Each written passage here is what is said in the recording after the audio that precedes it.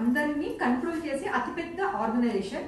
దాంట్లో నేను అత్యధిక ఓట్లతో గెలిచి మెంబర్గా ఎన్నికయ్యాను. దానికి నన్ను అక్కడికి పంపించినందుకు మీకు అందరికీ ముందుగా ధన్యవాదాలు. ఎందుకంటే తెలంగాణ ముదిరాజ్ డాక్టర్స్ సహకారం కూడా నేను ఖచ్చితంగా అక్కడికి వెళ్ళలేకపోయేదాన్ని.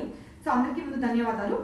ఆ తర్వాత ఏంటి అని అంటే సార్ అన్నారు, ఫస్ట్ స్పీకర్ ఏమన్నారంటే ప్రివెన్షన్ గురించి మీరు అవేర్నెస్ కలిగించండి అని. ఎస్, మేము ప్రివెన్షన్ గురించి అవేర్నెస్ కలిగించడానికి ఖచ్చితంగా ప్రయత్నం చేస్తూనే ఉన్నాము. నేనే స్వయంగా హెల్త్ ఆర్టికల్స్ రాస్తుంటాను, అనేక ఆర్టికల్స్ రాశాను. మీరు గూగుల్లో కొట్టే వస్తుంది. ఎందుకంటే 60% జబ్బులకి చికిత్స అవసరం లేదు, అంటే మందుల అవసరం లేదు. అలవాట్లతోని లేకపోతే టైంతోని మన బాడీ ఇమ్యూనిటీతోని హీల్ అయిపోతాయి అనే అవగాహన ప్రజలకు కలిగించాలి. అన్నెసరీ మెడిసిన్స్ అవాయిడ్ చేయాలి. హెల్త్ గురించి అవేర్నెస్ కలిగించాలని నేను ప్రయత్నం చేస్తున్నాను. సో ప్రివెన్షన్ గురించి అవేర్నెస్ క్రియేట్ చేస్తున్నాము. దయచేసి అందరూ కూడా మీ హెల్త్ గురించి మీరు బాధ్యత తీసుకోండి.